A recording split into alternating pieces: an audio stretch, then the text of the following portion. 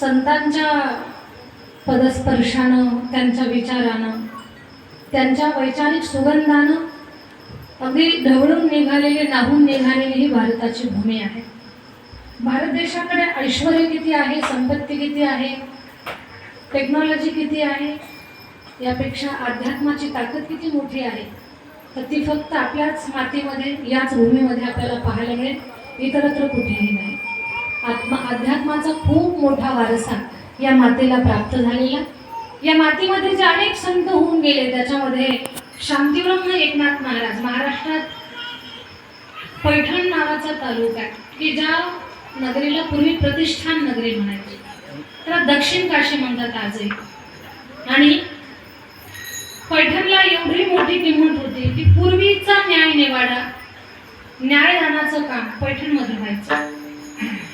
माऊलींना शुद्धीपत्र देण्याचं धाडस जे आळंदीकरांचं नाही झालं, ते पैठणमध्ये झाले. एवढी ती ताकदीची भूमी आहे. आणि मग त्या पैठण क्षेत्रामध्ये 4 पिढ्यापासून परमार्थाचा वारसा चालत आलेला. त्या परंपरेमध्ये शांतीब्रह्म एकनाथ महाराजांचा जन्म झाला. शांतीब्रह्म एकनाथ महाराज, त्यांचे गुरु जनार्दन स्वामी महाराज, अशी खूप सुंदर परंपरा. नाथ महाराज असे साधू आहेत. नाथ महाराज मंदिरामध्ये जातात नवल नाही, मंदिरातला देवच नाथांच्या घरी आला आणि नाथांचं घरच मंदिर झालं. एवढी सुंदर भक्ती ज्यांनी स्वतःच्या जीवनामध्ये केली त्यांना नाथ महाराज म्हणतात. नाथ महाराज तुम्हाला समजावून सांगण्याचा मी प्रयत्न करणार आहे की नाथ कसे आहेत म्हणून. पण आता मी एक वाक्य बोलले की नाथ महाराज मंदिरात जातात नवल नाही, त्यांची भक्ती एवढी सुंदर आहे की मंदिरातला देव त्यांच्या घरी आला आणि त्यांचं घरच मंदिर झालं. त्याच्यातून आपण शिकायचं, आपण मंदिरामध्ये जातो नवल नाही, मंदिरातला देव आपल्या घरी यावं आणि आपलं घरच मंदिर व्हावं. एवढी सुंदर भक्ती आपण आपल्या जीवनामध्ये करावी. अशी भक्ती करावी आपण आपल्या जीवनामध्ये. आता माझ्या माईकला ना ट्रबल आणि गेन द्या, सगळ्यांनी कान घेऊन ऐका. आपण आपल्या जीवनामध्ये अशी भक्ती करावी. आपण देवासाठी रडतो, अजिबात नवल नाही, देवानं आपल्यासाठी रडावं. ही भक्ती आणि भक्तीची पराकाष्ठा झाली. आपण देवाकडे काहीतरी मागतो नवल नाही, त्यानं आपल्याला काहीतरी मागावं. आपण देवाचं उचिष्ट प्रसाद म्हणून खातो, अजिबात नवल नाही, त्यानं आपलं उष्ट खावं. कोणी म्हणाल ताई हे काय सांगायला लागलात तुम्ही, देव कुठं भक्ताचं उष्ट खात असतो का खात नाही? गजानन बाबा आपण सगळेला सांगतो लोकांना, कोण कहते हैं भगवान खाते नहीं बेर. रिकामी जागा भरा तुम्ही, माहिती ना आपल्याला.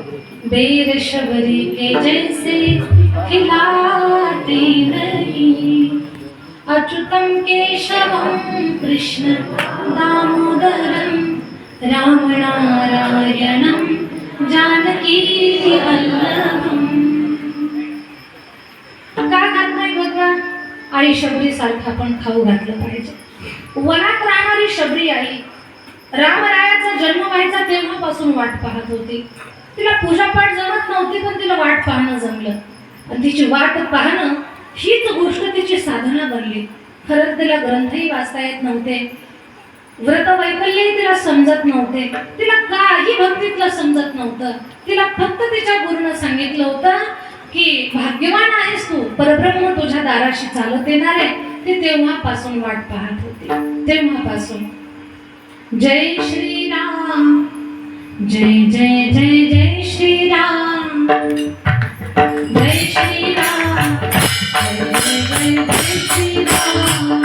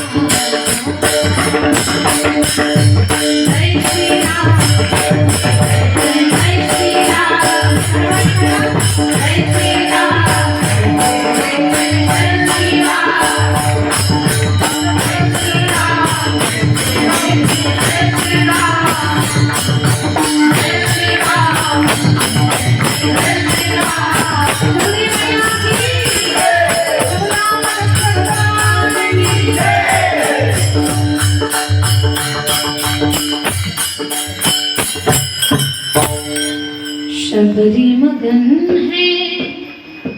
है राम भजन में, राम तरस की आचरण में. शबरी आईचं वाट पाहणं भक्ती बनलं आणि देवानं त्याची उष्टी बोरं खाल्ली. कोण म्हणतं देव आपलं उष्ट खात नाही? शबरी आईसारखा भाव जेव्हा अंतःकरणात जागा होईल त्यावेळेला देव आपलं सुद्धा उष्ट खाईल. अशीच भक्ती करावी आपण आपल्या जीवनात. आपण आपल्या जीवनामध्ये अशी भक्ती करावी माझ्या ताई दादांनो. आपण देवाचं भजन करतो ना, अजिबात नवल नाही तर ना आपलं भजन करावं. आता हे माझं बोलणं जड जाईल तुम्हाला की देव कुठे भक्ताचं भजन करतो का करत नाही?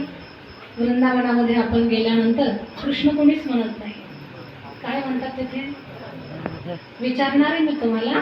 अशी एक महिला भक्त आहे, तिच्यामुळे कृष्णप्रेम जगाला कळलं. देवाशी लग्न न करता ती देवाची पटराणी झाली. बिना परी नहीं तेरे ओ प्रेम की पुजारन कान्हा की पटरानी हो गई, कान्हा की पटरानी हो गई. देवाशी लग्न न करता ती देवाची पटराणी झाली. 2 अक्षर तिचं नाव आहे राधा. बेबी 2 अक्षर तिचं नाव आहे राधा. बरसाणा तिचं गाव आहे.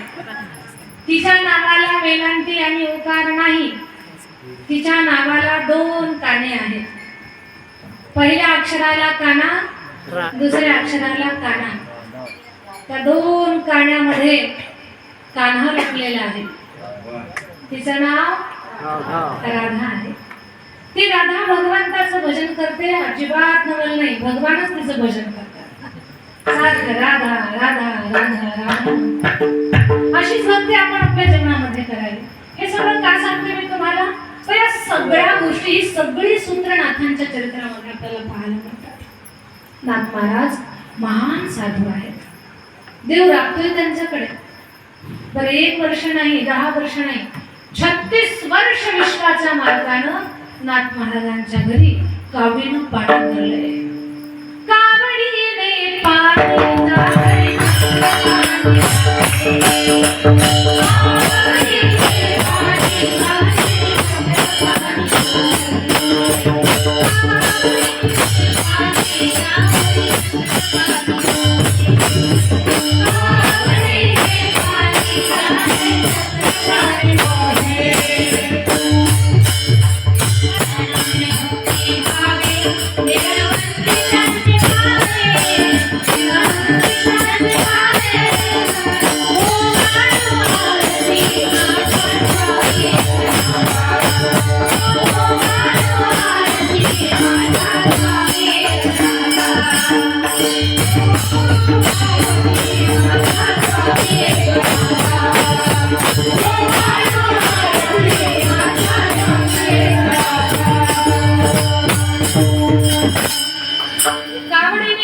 जालधरी चक्र पाणी वाहे, अनन्य भक्ती भावे, नेणाबंदी त्यांचे पाय.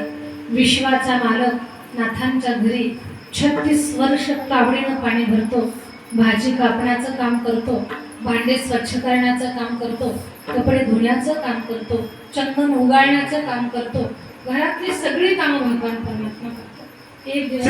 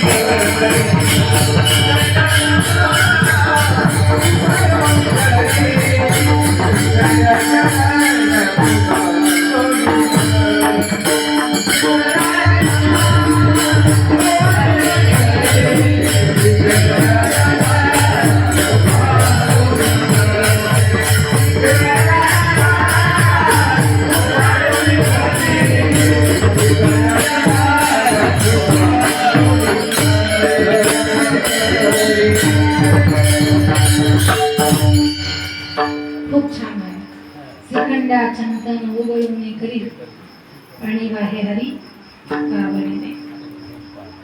भगवान परमात्मा 36 वर्ष नाथांच्या घरी राबतोय. नाथ महाराज खूप महान साधू आहे. त्यांनी काळ ताब्यात ठेवला. जगा काळ काय आम्ही माथा दिला माय बेरी बेरी. इकडे लक्ष द्या, माझ्या मुलीकडे लक्ष द्या. नाथांनी काळ ताब्यात ठेवला, काळ ताब्यात ठेवला. लक्ष द्या. नाथांनी देह ठेवला आणि चौघाच्या खांद्यावर निघाला. 4 जणच असतात का घेऊन जायला? बेरी बेरी किती असतात? 4. चौघाच्या खांद्यावर नाथ महाराज निघाले. प्रेत यात्रा चालली आणि एक बाई तिच्या मुलीचं नवीन लग्न झालेलं होतं. ती तिच्या मुलीला सासरी वाटी लावत होती. ती म्हटली मी माझ्या मुलीला पहिल्यांदा सासरी वाटी लावते आणि या ब्राह्मणाला आजच मरायला आलं होतं. म्हणजे लोकांना कशाची अडचण होईल काय सांगते. ती काय म्हणते या ब्राह्मणाला आजच मारायला आलं होतं का? नाथ महाराजांना कळालं. कुठं? चौघाच्या खांद्यावर. नाथ महाराज तिथंच उठून बसले.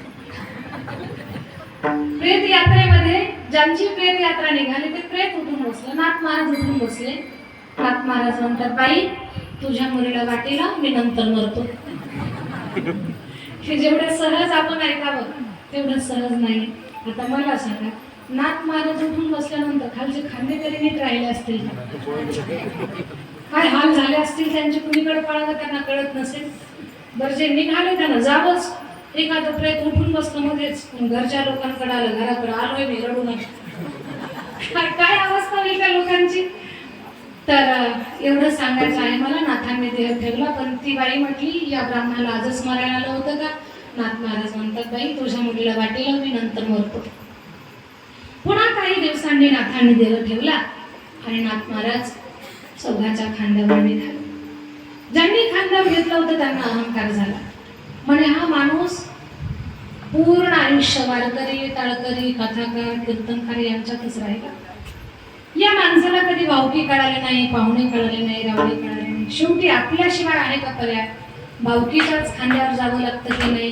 गर्व झाला त्यांना. नाथ महाराज उठून बसले. नाथ महाराज म्हणतात भावकी मला तुमच्या खांद्यावर जायचं नाही. उतरले खाली. गोदावरीमध्ये जाऊन जलसमाधी घेतली. जिथे नाथांनी समाधी घेतली तिथून कमळाचं फूल, तुळशीच्या मंजुळा, फुलं बाहेर आली. त्याचीच आता पैठण क्षेत्राला समाधी आहे. नाथांनी जलसमाधी घेतली. आजही नाथषष्ठीला नाथांच्या त्या समाधीतून पाणी पाझरतं. हा नाथांचा महिमा आहे. नाथ महाराजांनी काळावर ताबा मिळवला. काळ ताब्यात ठेवला. नवल नाही. काळ ताब्यात ठेवला, नवल नाही. काळाचा बाप सुद्धा नाथांनी ताब्यात ठेवला. असे शांतिब्रह्म एकनाथ महाराज आहे. ते नाथ महाराज देवाशी संवाद करताना, देवाशी हितगुज करताना, काही महत्वाच्या गोष्टीचं चिंतन करताना म्हणतात देवा माझी एक इच्छा आहे बघ. आणि ती इच्छा सगळ्यांचं कल्याण करणारी आहे. आणि काय नाथ महाराज म्हणे गोष्ट द्या मला. काय पाहिजे? अभंगाचं पहिलं चरण. देवा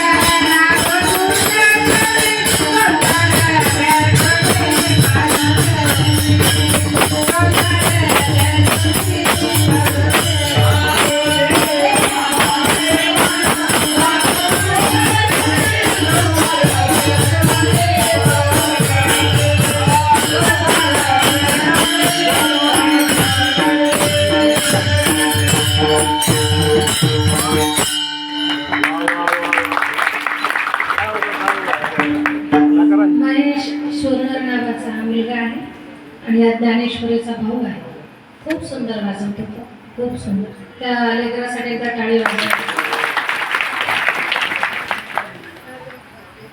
देवा माझे मन लागो तुझे चरणी, संसार व्यसनी पडोणे दे. नाथ महाराज म्हणतात, देवा माझी एक मागणी आहे, माझी एक इच्छा आहे. काय? की माझं मन तुझ्या चरणावर लागू दे. सगळ्यांनी लक्ष देऊन माझं बोलणं ऐकायचं. नाथ महाराज देवाशी बोलताना, देवाशी मागताना काय म्हणतात? देवा माझं मन तुझ्या चरणावर लागू दे. मनालाच काय म्हणतात बरं? 5 ज्ञानेंद्रिय, 5 कर्मेंद्रिय, 11वं इंद्रिय मन दिसत नाही पण करावत मोठी करतात. इंद्रियांना ताब्यात ठेवणं म्हणजे कठीण आहे तसं, पण त्याहीपेक्षा कठीण मनाला ताब्यात ठेवणं. इंद्रियांना जे ताब्यात ठेवतात त्यांना ऋषी म्हणतात, आणि मनाला जे ताब्यात ठेवतात त्यांना मुनी म्हणतात. ऋषी तर श्रेष्ठ आहेतच, पण त्याहीपेक्षा मुनी श्रेष्ठ आहे. कारण मन ताब्यात ठेवणं बोलणं एवढं सोपं नाही. बसलात तुम्ही इथे, घाईघाईनं घराला कुलूप लावलं असेल, कुलूप लावून आला तिथं, पण इथं बसल्यावर तुम्हाला कळालं कुलूप तर लावलंय पण झटका द्यायचा राहील. काही शरीराला इथं बसल्या असतील आणि मन त्यांचं कुलपाला झटके देत बसलं असेल. हे मन आहे. मनात आलं तर मन पंढरपूरला जातं, रस्ता चुकला तर नको तिकडे कोण जातं. वाऱ्याही पेक्षा जास्त वेगानं पळणारं माणसाचं मन आहे. मन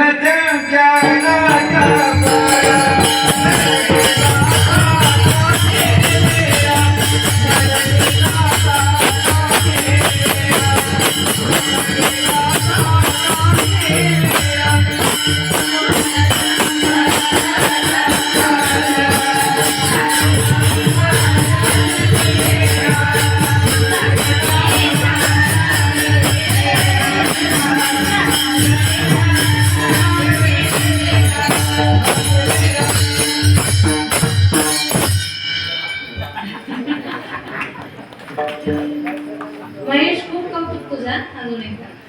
मन चंचल चपळ, जाता येता नले वेगळ. माणसाचं मन फार चंचल आहे. सुभाषितकार सांगतात, मनो मधु करो मेघो मारिणो मदनो मरुत मामदो मर्कटो मत्स्य मकारा दश चंचला. या 10 चंचल वस्तूमध्ये मनाचा पहिला क्रमांक आहे. सुभाषितकाराने एक उदाहरण सांगितलं, मर्कटस्य सुरापानो तत्र दृश्यते दंशनम तन्मध्ये भूत संचारो यद्वा तद्वा भविष्यति. याचं ट्रान्सलेशन करताना, भाषांतर करताना आपण असं सांगू की माकड खूप चंचल आहे. माकड माहिती आहे ना? झोपल्या का? जागे आहेत ना सगळे? माकडाला आपण कधी म्हटलं समाधीला, माकड समाधी लावाल का? कधी नाही. माकड खूप चंचल आहे. ते चंचल माकड मर्कटस्य सुरापान.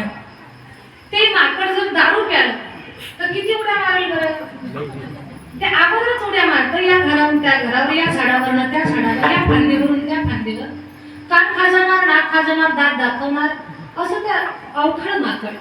पण ते जर दारू प्यालं तर किती उड्या मारणार? इकडे विचार. शेरी किती उड्या मारणार? खूप उड्या मारणार. माणसावरनं अंदाज काढायचा. माणसं काय कमी उड्या मारतात का? ते माकड किती उड्या मारतात? नशा चढलेल्या माणसाला किती उड्या माराव्यात हेच कळत नाही. कधी शक्यतो मी जास्त दारुड्या लोकांवरती बोलत नाही, पण कधी विषय निघाला तर आमच्या बीड जिल्ह्याचं वैभव स्वर्गीय बाबासाहेब महाराज इंगळे बाबांची आठवण म्हणून एखादं उदाहरण सांगत असते. इंगळे बाबांनी सांगितलेलं उदाहरण आहे, पिणाऱ्या माणसाचं काहीही खरं नाही, त्याला कुत्र सुद्धा भुकत नाही. एक गल्लीतलं कुत्र होतं आणि एक घरातलं कुत्र होतं, घरील कुत्र. त्या दोघांचा संवाद चालायचा. ते घराच्या बाहेर नाही आणि हे त्याच्या घरात जात नाही, दारूतूनच बोलायचे. ते जे गल्लीतलं कुत्र होतं ना, दिसत त्याला भुकायचं. वारकरी दिसला भुगू, अधिकारी दिसला भुगू, लहान लेकरू दिसलं भुगू, बाई माणूस दिसलं भुगू. त्याला काही कळत नव्हतं. भुकणं हा त्याचा छंदच होता. ते गल्लीतलं कुत्र कुणालाही भुकायचं, खिडकीतलं कुत्र म्हणायचं जाऊ दे रे, लहान लेकरू आहे, जाऊ दे रे, बाई माणूस आहे. पण त्या कुत्र्याला काही कळत नव्हतं. तो म्हणायचा मला काही शिकवायला जाऊ नकोस. एक दिवस ते गल्लीतलं कुत्र गल्लीमध्ये असं पडलं असताना एक पिणारा बहादर आला आणि त्या कुत्र्याला तुडून पुढे गेला, तरी हे गल्लीतलं कुत्र भुकलंच नाही.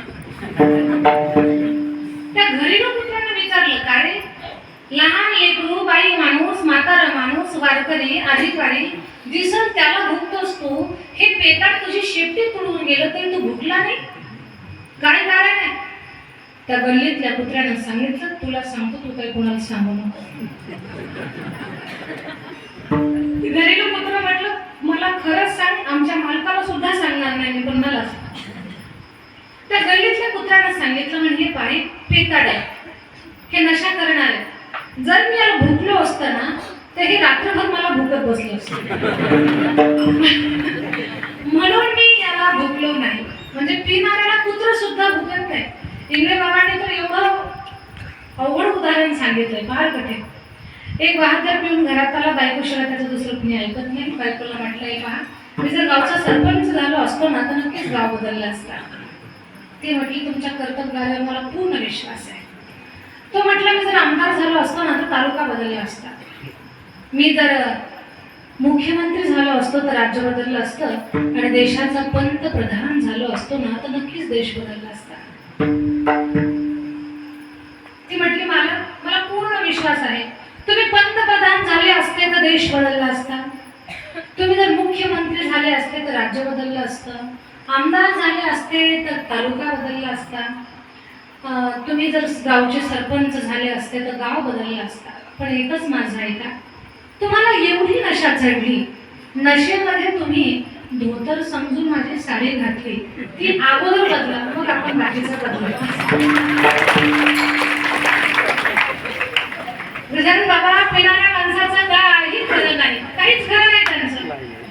संसार विचारांचा फक्त वाऱ्यावर असतो. संसार त्यांचा, लेकरा बाळांचं भविष्य नाही, पत्नीच्या जीवनात सुख नाही, समाजामध्ये त्यांना मानधन नाही, घराला किंमत नाही, सगळी अवकळा. ज्या घरामध्ये नशा करणारी माणसं असतात ना, तिथे कधीच देवाचा वास नसतो, तिथे भूतांचा काय म्हणतात ना, ते ठिकाण असतो. जी माणसं 24 तास नशा करून पडतात, त्यांना बोलण्याची शुद्ध नसते, त्यांना खाण्याची शुद्ध नसते, व्यवहार त्यांना कळत नाही, त्यांना कुठल्याच प्रकारची नैतिकता त्यांच्याकडे नाही, आपल्याला हे पाहायला मिळतं. मग जी माणसं सगळी नीतिमूल्य विसरलेली आहेत, ती माणसंच होऊ शकत नाही, देव कधी होणार आहेत. मग ती माणसं पशु काय, पिशाच्या पेक्षाही बाद आहेत, असं म्हणायला काय हरकत नाही. विठाला विठाला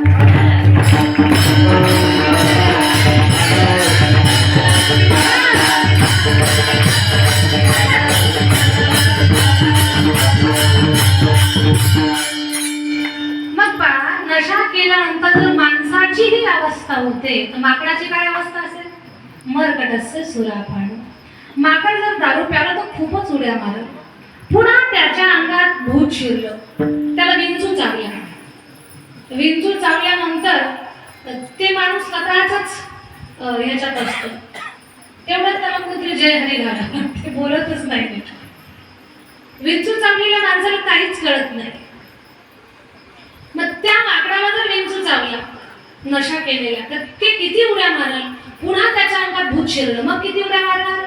असं जे चंचल माकड आहे ना, त्याही पेक्षा माणसाचं मन चंचल आहे.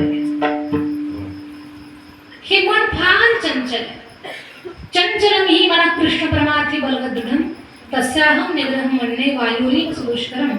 मी मगाशीच सांगितलं, वाऱ्याच्या वेगापेक्षाही अतिवेगानं पळणारं माणसाचं मन आहे. आणि हे मन जोपर्यंत स्थिर होत नाही, तोपर्यंत परमार्थात आपली उन्नती होऊ शकत नाही. प्रपंच असू द्या किंवा परमार्थ असू द्या, दोन्हीकडे प्रगती पथावर जायचं असेल तुम्हाला, तर मनाची एकाग्रता फार महत्वाची आहे. विद्यार्थ्यानं जर मन एकाग्र केलं तर तो अभ्यासात पुढे जातो. घरच्या गृहिणीनं, घरच्या अन्नपूर्णेनं स्वयंपाकात मन एकाग्र केलं तर माणूस हॉटेलमध्ये अजिबात जाणार नाही, ते घरीच जेवण करणार, बाहेर जाणारच नाही. कोणतंही काम असू द्या, त्या कामामध्ये जर तुम्ही मन एकाग्र केलं तर नक्कीच त्याचं चांगलं फळ मिळतं. पूजा पाठ भजन संकीर्तन याच्यामध्ये तुम्ही जर मन एकाग्र केलं, नाही देव बोलला तर मग मला विचार पडेल. देव बोलेल तुम्हाला, पण त्याच्यासाठी आपण त्या क्रियेमध्ये एकाग्र होणं फार गरजेचं आहे. कसं नाथ महाराज म्हणतात, देवा परमार्थात उन्नत होण्यासाठी हे मन तुझ्या चरणावर लागणं फार गरजेचं आहे. माझं मन तुझ्या चरणावर लागू दे. देवा माझे मन लागो तुझे चरणी. किती सुंदर विचार आहे. मन देवाच्या चरणावरच का लागायचं बरं? चरणावरच का? तर देवाच्या चरणाचं वर्णन आहे काय? समचरण दृष्टी विटेवरी साजरी तेथे माझे हरी वृत्ती राहो. देवाच्या चरणाचं वर्णन काय आहे? विटेवरी ज्याची आता पहा, समान पावलं हे विठ्ठलाचं लक्षण आहे. काय आहे? समान पावलं सरळ नजर हे विठुरायाचं लक्षण आहे. याचा अर्थ समान पावलं सरळ पाय आणि सरळ नजर हे देवाचं लक्षण आहे. याचा अर्थ असा आहे, ज्याचा पाय वाकडा नाही, ज्याची नजर वाकडी नाही, तो देव आहे. ज्याचा पाय वाकडा नाही, ज्याची नजर वाकडी नाही, तो देव आहे. व्यवहारात सुद्धा ज्या माणसाचा पाऊल वाकडा पडत नाही, ज्याची नजर वाकडी पडत नाही, त्याला माणसं देव माणूस म्हणतात. देव होण्याचं सूत्र आहे. तुम्ही तिथे मन एकाग्र करा, म्हणजे भगवंतासारखी तुमची सुद्धा पावलं जेव्हा समान राहतील आणि नजर सरळ राहील ना, तेव्हा हा समाज तुम्हाला देव म्हणल, देव माणूस म्हणल. देव होण्याचं हे सूत्र आहे. म्हणून देवा सामान्यातून असामान्यापर्यंत माझा प्रवास यशस्वी व्हावा, याच्यासाठी माझं मन तुझ्या चरणावर लागू दे. देवा माझे मन लागो तुझे चरणी. एवढ्याच थांबले गणात महाराज नाही. संसार व्यसनी पडून दे. देवा माझ्या मनाला संसाराचं व्यसन लागू देऊ नको. कारण संसार कसा आहे? संसार दुःख मुळ चहूकडे इंगळ, विश्रांती नाही कोठे रात्रंदिवस तळमळ. हा संसार दुःखानं गरगडलेला आहे. दुःख बांधवाडी आणि हा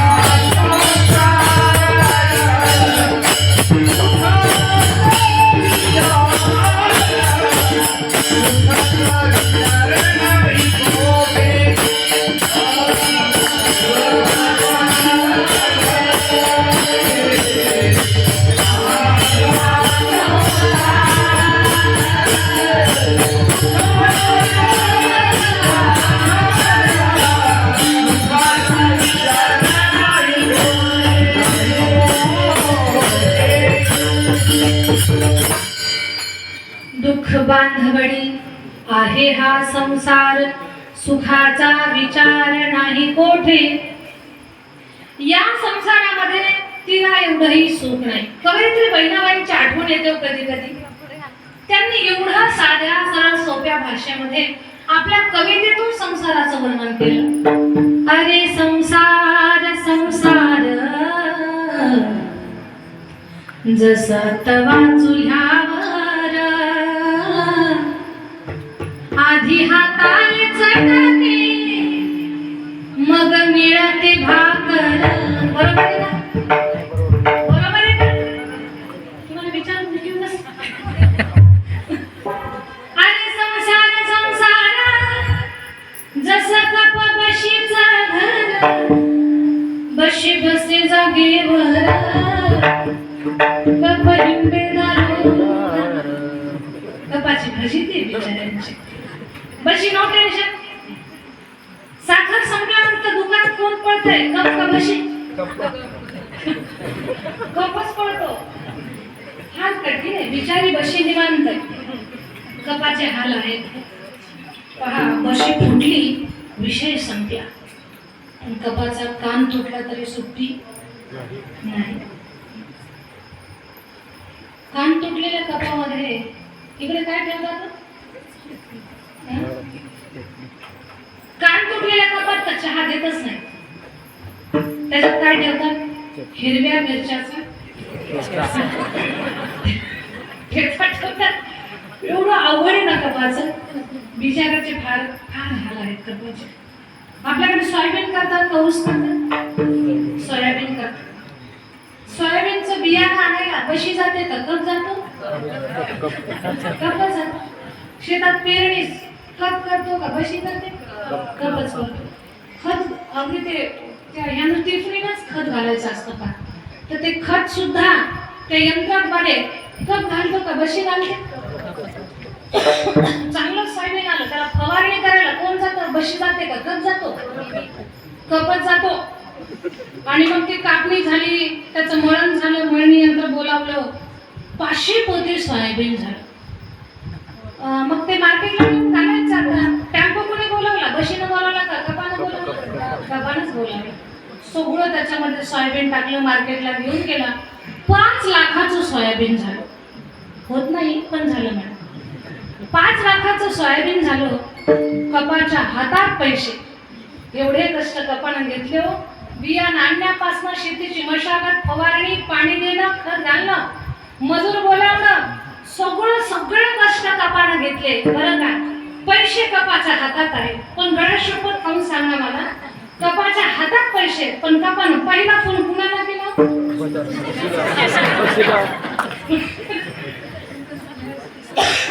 बशीनच लावला पहिला फोन. याचंच नाव संसार आहे. हा संसार आहे.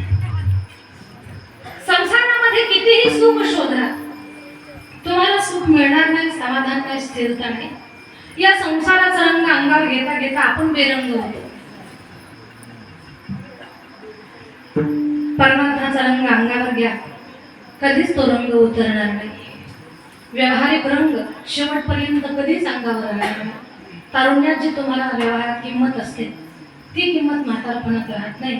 घरातल्या तरुणाला जी किंमत आहे, ती वयोवृद्ध म्हाताऱ्या माणसांना नाही. हा, आदर आहे, श्रद्धा आहे, पण तेवढं वजन आता त्यांचं त्या उतरवण्यात राहिलेलं नाही. पण परमार्थामध्ये तरुण महाराजांपेक्षाही वयोवृद्ध महाराजांना जास्त किंमत आहे. याला म्हणायचं परमार्थाचा रंग. संसाराचा रंग अंगावर घेता घेता अशी अवस्था होते माणसाची. कानों में पड़ गया ताला, आंखों में पड़ गया जाला, नाक से बहने लगा नाला, अब क्या करे गोपाल. एवढी दुराग असतात. देवाला 2 हात जोडायची, प्रार्थना करायची, भगवान तुझ्या रंगात एकदा रंग उडे आम्हाला.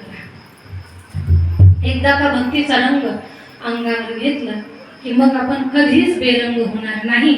आपण संपलो तरी आपल्या भक्तीचा रंग जगासाठी आदर्श असेल. श्याम पिया मोरे रंग दे चुनरिया, श्याम पिया मोरे रंग दे चुनरिया, श्याम पिया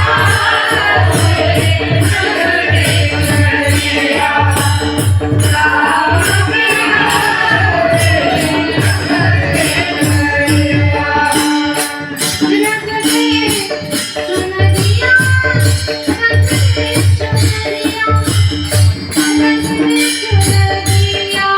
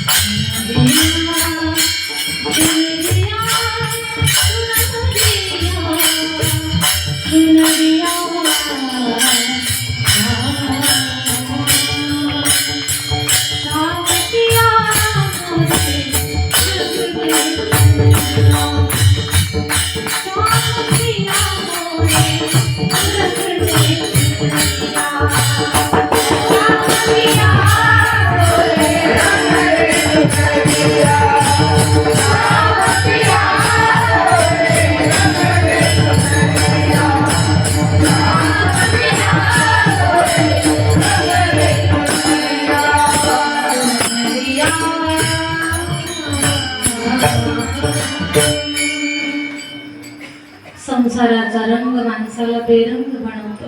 या संसारात सुख नाही. हा एक संसार, दुसरा एक संसार आहे, जन्माला येणं आणि मरण. पुनरपि जननम पुनरपि मरणम पुनरपि जननी जठरे शयनम. हा संसार. देवा, या संसाराचं व्यसन माझ्या मनाला लागू देऊ नका.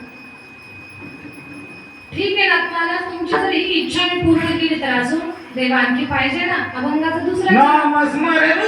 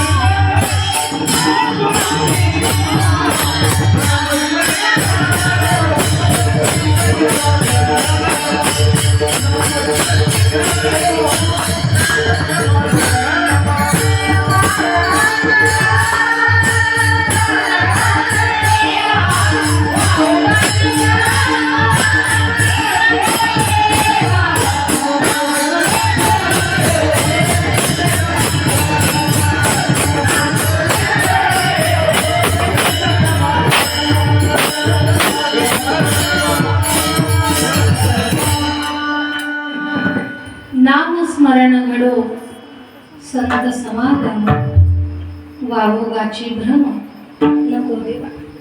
नाथ महाराज म्हणतात, देवा माझ्याकडनं अखंड नामस्मरण घडू दे. नामस्मरण घडो, पुढे संत समागम आणि सत्संग आणि नामचिंतन याच्यामध्ये असताना कुठल्याही प्रकारचा विकल्प माझ्या मनामध्ये येऊ देऊ नको. वावोगाची भ्रम नको देवा. नामाबद्दल आणि सत्संगाबद्दल कोणा संशय येऊ देऊ नको. भगवंताच्या नामाची खूप मोठी ताकद आहे. व्हेरी भगवंताच्या नामाची खूप मोठी ताकद आहे. देवाच्या नामामध्ये आपल्या जीवनात एकही प्रश्न राहणार नाही. सगळे प्रश्न सुटून जातील. एवढी ताकद ईश्वराच्या नामामध्ये आहे. एक उदाहरण सांगते मी तुम्हाला. वृंदावनामध्ये खूप महात्म्य आहेत. पण सध्या एक महात्म्याची पूर्ण जगभर चर्चा चालू आहे. श्रद्धेय प्रेमानंदजी महाराज. त्या प्रेमानंद महाराजांना म्हणजे मी एक व्हिडिओ पाहिला. त्यांचं 17 वर्षापासून दोन्ही किडण्या नाहीत. एक नाही आहे, दोन्ही किडण्या नाहीत. 17 वर्षापेक्षा जास्त काळ झाला. पण 17 वर्षाहून अधिक काळ झाला तरी ते महात्मे जिवंत आहेत.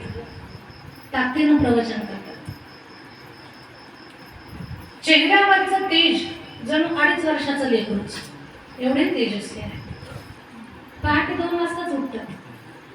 आजही वृंदावनाला ते परिक्रमा करतात. दोन्ही किडण्या नाही, रोज वृंदावनला परिक्रमा करतात. त्यांच्या दर्शनासाठी आज लाखो भाविकांची भीड रात्री 1:30 वाजल्यापासून असते. त्या तिथून जिथून चालतात ना तिथले लोक माती उचलतात, ते कपाळाला लावतात. काय करतात बरं ते? एकच करतात, राधा राधा राधा. दुसरं काहीच बोलत नाही. राधा राधा राधा नामस्मरण करतात. त्या नामस्मरणाची ताकद. आणि जी लोक त्यांच्याकडे येतात ना त्यांना सुद्धा राधा नामाचाच उपदेश करतात की तुम्ही तुमच्या जीवनात नामस्मरण करा. या नामस्मरणानं एकही प्रश्न, एकही अडचण आपल्या जीवनामध्ये राहणार नाही. प्रयोग करून पहा. एवढ्या मोठ्या महात्म्याचं उदाहरण जगभरासाठी आहे. आपल्या भारतातले तर सर्वच सिने स्टार, क्रिकेटपटू, सगळी मोठी माणसं, राजकीय लोक सगळे प्रेमानंद बाबांच्या दर्शनाला जातात. परदेशातल्या लोकांची तर रोजच गर्दी आहे, रोज. इतर देशातली लोक दर्शनाला येतात नवल, त्यांना भाषा पण काही ना कळत नाही, फक्त राधा राधा एवढं त्यांना समजतं. परदेशातली लोक येतात नवल नाही, पण एक पाकिस्तान मधले मौलाना सुद्धा त्यांच्या दर्शनाला आले. ही विशेष गोष्ट आहे. दोन्ही विज्ञान असणारा महात्मा 17 वर्षापासून राधा नावाच्या बळावरती अजूनही ताकदीनं अध्यात्माचा त्यांचा प्रवास चालू आहे. ही भगवंताच्या नामाची ताकद आहे. दोन्ही विज्ञान असलेल्या एखाद्या व्यक्तीला जर भगवंताचं नाम जिवंत ठेवत असेल तर आपल्या जीवनात कुठला प्रश्न राहील सांगा मला? एकही प्रश्न राहणार नाही. माझ्या ताईंनो, तुम्हाला सगळ्यांना वाटतं की संसार सुखाचा झाला पाहिजे, वाटतं की नाही? झोपल्या वाटतं, पोरांनी हुशार व्हावं वाटतंय, कारण मुलं हुशार व्हावीत म्हणून तुम्ही LKG UKG ला लाखो रुपये फीस भरता लेकरांना इंग्लिश मीडियमला, पण मनासारखं पोरग मेरिट मध्ये येत नाही. खूप फीस भरतात, खूप तुमचे प्रयत्न चालू आहेत, मला खूप कष्ट करतात, पण कष्टाला यश मिळत नाही, घरात लक्ष्मी टिकत नाही, खाल्लेलं कोणाच्या अंगी लागत नाही, अन्नधान्यापेक्षा औषध गोळ्यांचीच पोते जास्त भरलेले आहेत. अशी परिस्थिती आपल्या घरामध्ये आहे. असं वाटतं की साऱ्या गावात आपल्या घराला किंमत प्राप्त व्हावी. याच्यासाठी एक करा, एक मंत्र सांगणार आहे मी तुम्हाला. कुणाकोणाला पाहिजे तो मंत्र? हात उंच घ्या. कुणाकोणाला पाहिजे मंत्र? ज्याला स्वयंपाक जमतो का त्याला त्याच्यासाठीच मंत्र आहे. स्वयंपाक कुणाकोणाला येतोय? हात उंच करत नाही, तिकडे विचारू का? महिला मंडळ, स्वयंपाक कुणाकोणाला येतोय? ज्यांना स्वयंपाक करता येतो त्यांनी हात उंच घ्या. बाकीच्यांनी मेस लावली ना. मी असं गृहीत धरते की तुम्ही सगळ्याजणी स्वयंपाक करता. एक टाइम करता का 2 टाइम करता? खूप छान. काही एवढ्या अवघड सकाळीच बदल स्वयंपाक करून ठेवता, संध्याकाळी तसं करतात. पण 2 टाइम ताजा स्वयंपाक परिवाराला करून खाऊ घाला. हे घरातल्या लक्ष्मीची जबाबदारी. घराची प्रगती होईल, बुद्धी शांत राहील. माझ्या ताईंनो, स्वयंपाक करताना आपल्याकडे एक चूक होते पहा. आपण स्वयंपाक तर करतो, पण स्वयंपाक करताना कुणाची तरी चर्चा, कुणाची तरी निंदा करतो. आपल्या भाकरी भाजायच्या चालूच असतात, पोळ्या भाजायच्या चालू असतात, पण तेवढ्यामध्ये सपूची सून आली का राधाची सून गेली. घरच्या भाकरी खाऊन लोकांचे धुणे धुवायची काही गरज आहे का आपल्याला? एक वाक्य ऐका माझं, घरी घेऊन जा. निंदे सारखं पातक नाही. निंदे सारखं पातक नाही. एवढं भयान पातक आहे. तुम्ही जर कुणाची तरी निंदा केली ना, त्या माणसाचं पाप कमी होतं आणि तुमच्या डोक्यावर येतंय. दुसऱ्याचं पाप आपण आपल्या अंगावर घेतो निंदा करून. निंदेसारखं पापच नाही. आणि निंदा करून दुसऱ्याचं आपल्या अंगावर आलेलं पाप कुठंच धुतल्या जात नाही. ते धुवून निघतच नाही. ते फार कठीण पाप आहे. मग तुम्ही हे पाप कधी कमी होईल? ज्या वेळेला तुमची कोणीतरी निंदा करेल तेव्हाच ते कमी होईल. नाही असं होऊ शकत नाही. निंदेसारखं पातक नाही. दुसऱ्याची निंदा करणं म्हणजे त्याचं पाप आपण आपल्या माथी घेऊन त्याला शुद्ध करणे. मग आपलं पाप कधी कमी होईल? जेव्हा कोणीतरी आपली निंदा करेल तेव्हाच ते पाप कमी होणार आहे. काही लोक घाबरून जातात.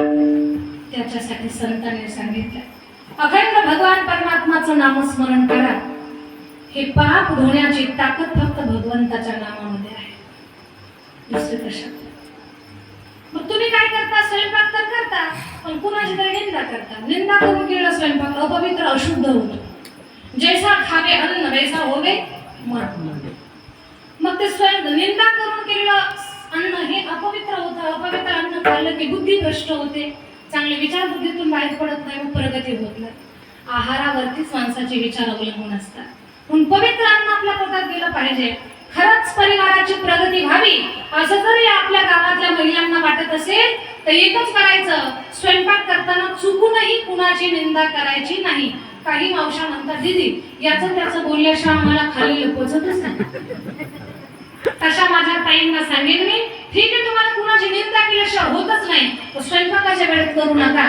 निंदेसाठी सेपरेट तास काढा, निंदेचा तास. त्या वेळेत निंदा करा, पण स्वयंपाकाच्या वेळेमध्ये अजिबात निंदा करू नका. तर स्वयंपाक करताना काय करायचं आहे? पवित्र अन्न परिवाराच्या तोंडात जाण्यासाठी, प्रत्येक घासाला एका यज्ञाचं पुण्यफल प्राप्त होण्यासाठी एकच करा. काय? रामकृष्ण हरी जय जय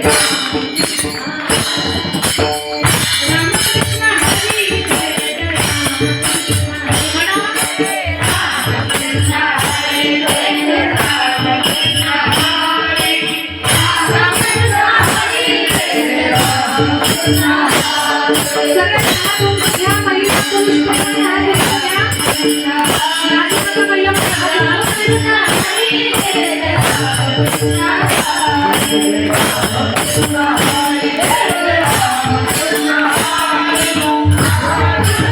हरी जय जय रामकृष्ण हरी रामकृष्ण हरी जय जय रामकृष्ण हरी रामकृष्ण हरी जय जय रामकृष्ण हरी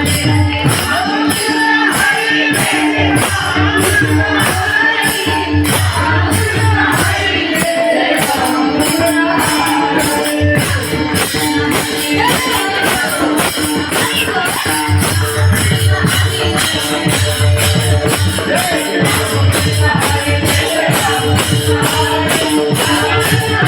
जय रामकृष्ण हरी रामकृष्ण हरी जय रामकृष्ण हरी हरे हरे रामकृष्ण हरी जय जय रामकृष्ण हरी रामकृष्ण हरी जय जय रामकृष्ण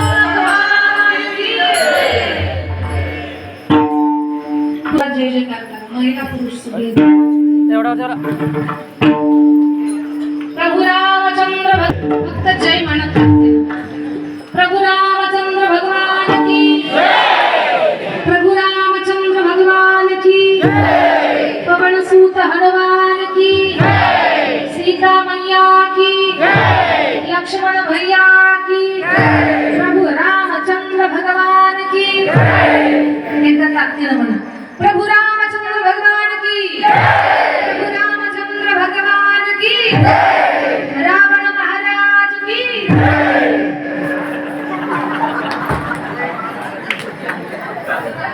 काय गडबड केली तुम्ही? कुणाचा जय म्हटलं? ऐसा द्यावा निवडून खूप मोठी ताकद. संत मीराबाईंनी नामाच्या बळावर विष पचवलं.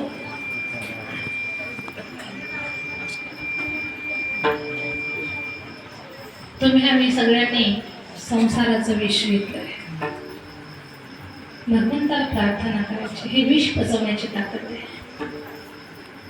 ती ताकद भगवंताच्या नावाने. प्रपंच एक विषच आहे, काय साधं विष आहे का? वेळेवर पाऊस पडेना त्याचं टेन्शन, अजून चांगल्या पद्धतीचं घर बांधलं नाही आपलं त्याचं टेन्शन, सोयाबीनला कापसाला ऊसाला भाव नाही त्याचं टेन्शन, मुलीला मनासारखा ठेपा मिळेना त्याचं टेन्शन, पोराचं कुठं जुळेना त्याचं टेन्शन. ज्या बाईच्या हाताखाली एक सुद्धा सून नाही तिला टेन्शन आहे, मी सासू कधी होईल, हाताखाली सून कधी येईल. जिच्या हाताखाली 4-4 सून आहे तिला सुद्धा टेन्शन आहे, या माहेरी कधी जाते. हे प्रपंचाचं विष आहे. हे सगळ्यांनी घेतलंय तुम्ही, हे पचवण्याची ताकद फक्त भगवंताच्या नावात आहे. म्हणून देवा नामस्मरण घडो, संत समागम, संतांचं संग आहे. सत्संग ही सगळ्यात मोठी गोष्ट आहे माणसाच्या जीवनात, सगळ्यात मोठी गोष्ट.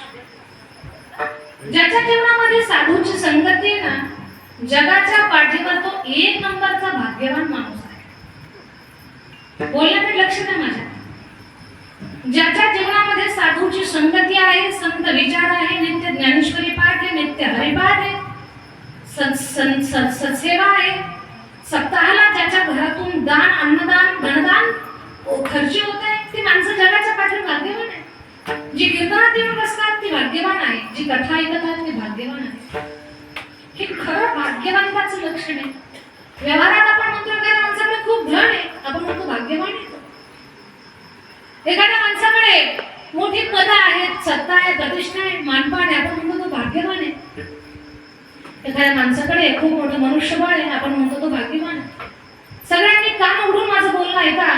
धन, मान, पद, प्रतिष्ठा, पैसा यांना आपण भाग्यवान म्हणतो.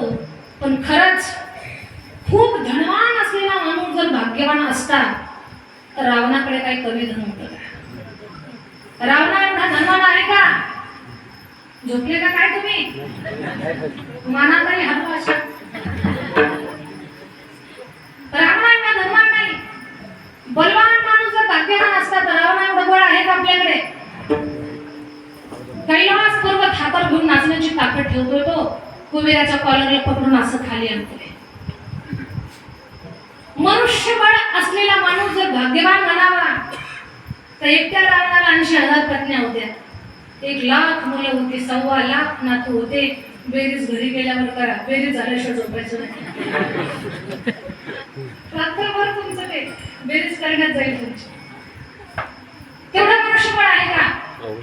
नाही. जर खूप ज्ञान असलेल्या माणसाला जर आपण भाग्यवान म्हणू तर रावणासारखं ज्ञानी सुद्धा कुणी नाही. जर 4 वेद 6 शास्त्र 18 पुराण मुख्य आहेत त्याला. मग रावणाकडे या सगळ्याच गोष्टी आहेत. ज्ञान आहे, धन आहे, पद आहे, प्रतिष्ठा आहे, बल आहे, मनुष्यबळ आहे, सगळ्या गोष्टी आहेत. मग रावणाला भाग्यवान म्हणतो का आपण? म्हणा ना त्याला भाग्यवान. हा? आपण आपल्या नातवाचं नाव रावण ठेवतो का? रावण चल कीर्तन नाही ठेवत. रावण आपल्या नजरेमध्ये भाग्यवान नाही. मान्य आहे मला, रावण एवढी संपत्ती नाही आमच्याकडे, काही हरकत नाही. रावण एवढा ज्ञानही नाही आम्हाला, काही हरकत नाही. रावणासारखी संपत्ती नाही, मनुष्यबळ सुद्धा नाही आमच्याकडे रावणासारखं पद आमच्याकडे नाही, काही हरकत नाही.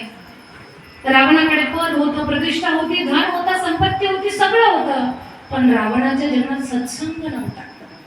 एवढीच एक गोष्ट म्हणते, रावणासारखं काहीच आपल्याकडे नाही, पण आपल्या जीवनात सत्संग आहे. आपण रावणापेक्षा महाभाग्यवान, आपण खरे भाग्यवान, आपण भाग्यवान की आपल्या जीवनामध्ये कीर्तन आहे, कथा आहे, सत्कर्म आहे, सेवा आहे, साधू संतांची सेवा आहे. हे खरं भाग्याचं लक्षण. म्हणून महाराज म्हणतात, देवा संत समागम नामस्मरण घडो आणि काय घडो, अजून संतांची संगती घडू दे. संतांच्या संगतीमध्ये खूप मोठी ताकद आहे. संत एक परीस आहे, सामान्य जीव हा लोखंड आहे. जेव्हा लोखंड आणि परीस या दोघांचा संपर्क होतो ना, तेव्हा लोखंड त्याचं स्वरूप बदलतो आणि त्याचं रूपांतर सोन्यामध्ये होत असतं. आपल्या सगळ्यांचं सोनं, आपण सगळे लोखंड आहोत, पण या सत्संगानं संतांच्या विचाररूपी परिसाचा स्पर्श आपल्याला झाला की आपल्यामध्ये परिवर्तन होताना आपण सोन्यासारखे विचार घेऊन जीवन जगतो. हा सत्संगाचा प्रभाव. म्हणून संत समागम वाहूगाची भ्रमण नको देवा. पायी तीर्थयात्रा मुखी राम नाम हाची माझाणी सिद्धीने. आणि काही हवय ना महाराज, आणि एक मागणे नाही नाही देवा, एका जनार्दनी सेवा दृढ देई ढोपार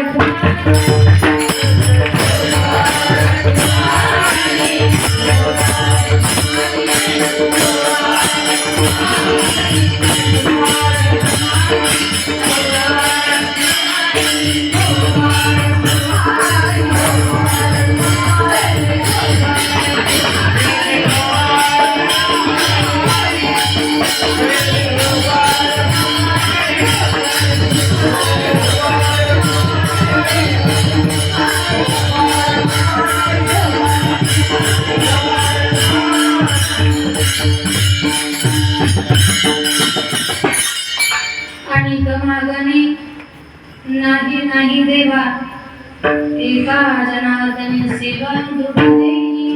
नाथ महाराज म्हणतात, देवा आता याच्या पलीकडे काहीच नको, अखंड तुझी सेवा आमच्या जीवनामध्ये घडू दे. एवढीच एक प्रार्थना नाथांची आहे. खरं पाहता ईश्वराची सेवा नाथ महाराज अभंगातून शिकवतात.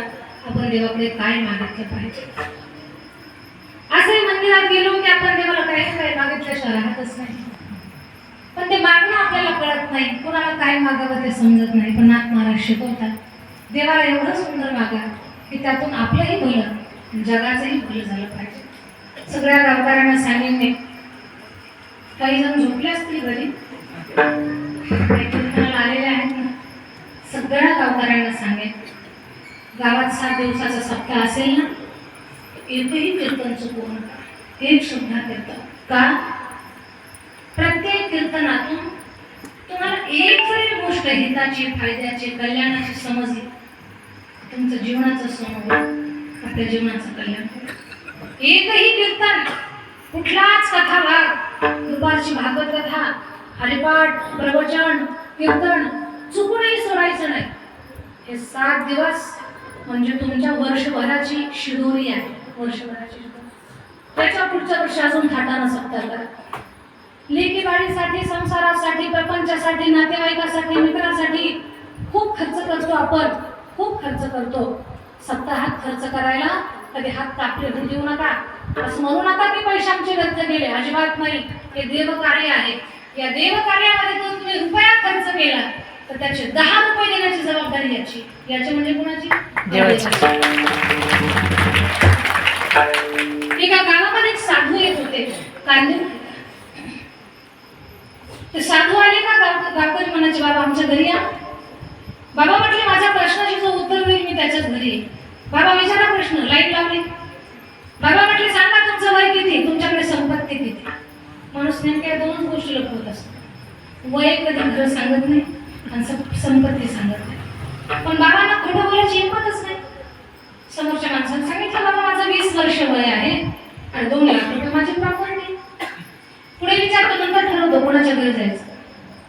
पुढे विचार, वय 30 वर्ष, संपत्ती 3 लाख रुपये. पुढे वय बाबा 40 वर्ष, संपत्ती 4 लाख रुपये. पुढे बाबा 50 वर्ष वय आहे, संपत्ती 5 लाख रुपये. अर्ध्यात लाईन आहे. अर्धात होते गावचे सावकार. सावकार वय किती? सावकार 60 वर्षाचे होते. वय किती? बाबा 20 वर्ष. संपत्ती फक्त 2 लाख रुपये. 20 लाखापेक्षा जास्त किमतीचं सोनं अंगावर होतं. जिल्हा विकत घ्यायची ताकद होते. पण काय सांगितलं सावकारानं? बाबा 20 वर्ष वय आहे आणि 2 लाख रुपये माझी प्रॉपर्टी. सारं गाव तिकडून पडेल. महाराज म्हटले, पा तुम्ही काही बोलू नका, मी विचारतो.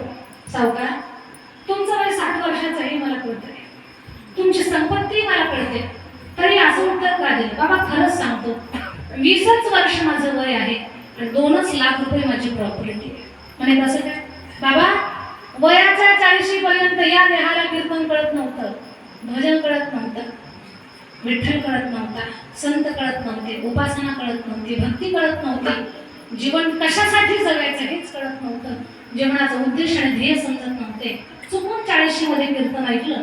ज्या दिवशी कीर्तन ऐकलं त्या दिवसापासून आजच्या दिवसापर्यंत 20 वर्ष पूर्ण झाले. हेच माझं खरं वय आहे, अगोदरचं वय आहे.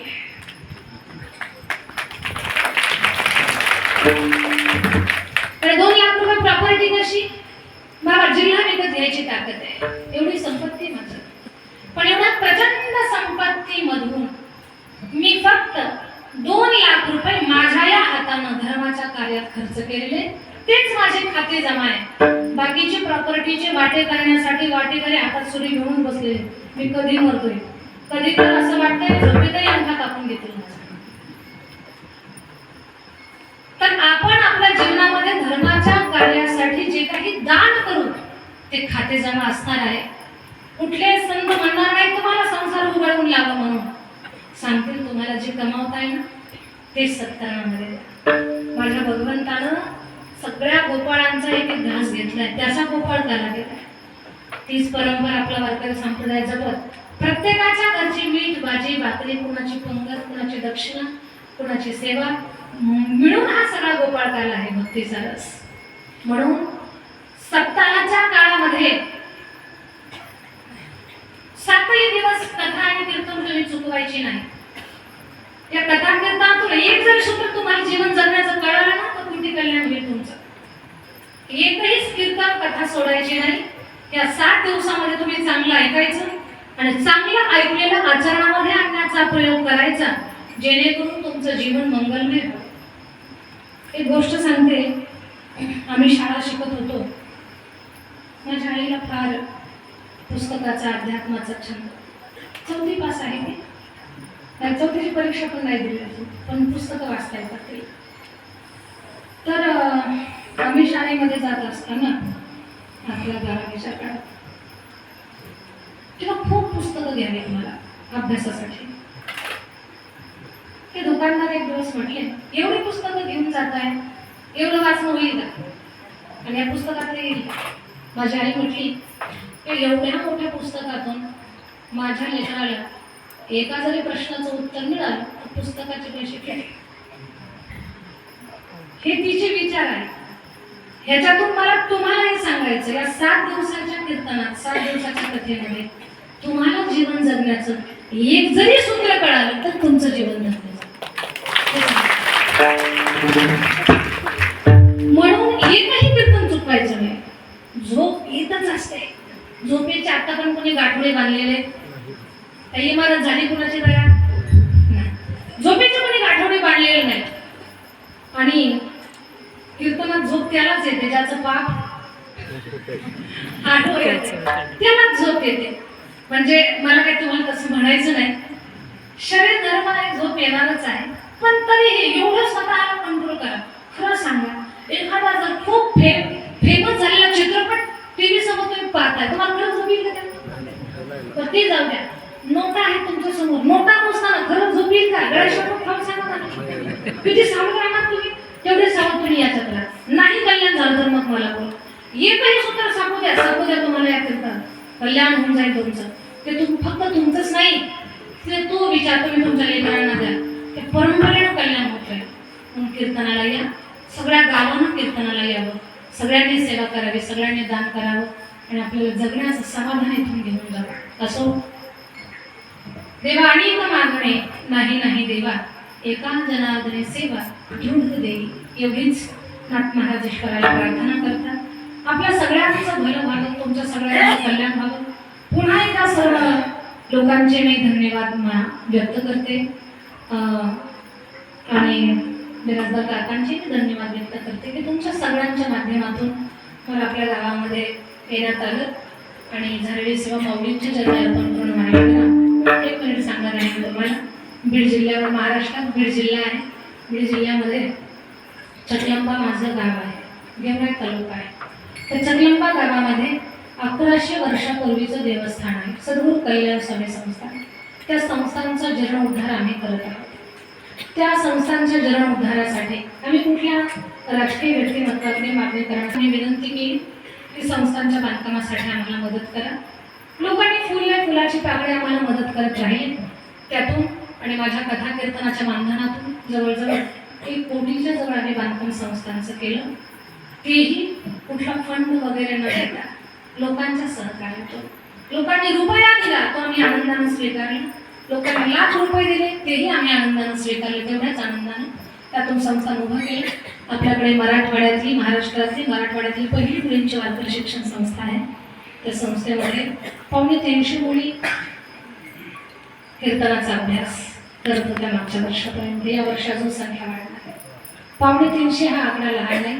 घरात 2 मुली सांभाळायच्या अवघड असतात. 250 मुलींना कीर्तन, कथा आणि खूप मुली तयार होऊन बाहेर पडल्या. कीर्तनकार, कथाकार, गायक हे सगळं पवित्र कार्य चालू आहे. त्या लेकरांकडनं जेवणा खाण्यात मदत घेतल्या जाते, कारण आपल्याला कुणाची मदत नाही म्हणून जेवणा खाण्यात मदत घेतली जाते. आणि खूप चांगल्या पद्धतीचं सगळं शिक्षण, शास्त्रीय संगीताच्या परीक्षा, पक्वा शिकायचं असेल, भागवत, रामायण, 18 पुराणांच्या कथा शिकायच्या असतील, कीर्तन शिकायचं असेल, भजन शिकायचं असेल, सगळं तुम्हाला एका जागेवर मिळेल. त्याच्यासाठी इकडे तिकडे बाहेर जायची गरज पडणार नाही. एवढी सुंदर संस्था आहे. सगळ्या महाराष्ट्रभरातून भाविक जन त्या संस्थेसाठी आम्हाला मदत करतात. ठराविक आणि मोजक्या मुली अशा आहेत की त्यांना आई वडील नाही, ते ठराविक आहेत. त्यांचं सर्वस्वी खर्च आपण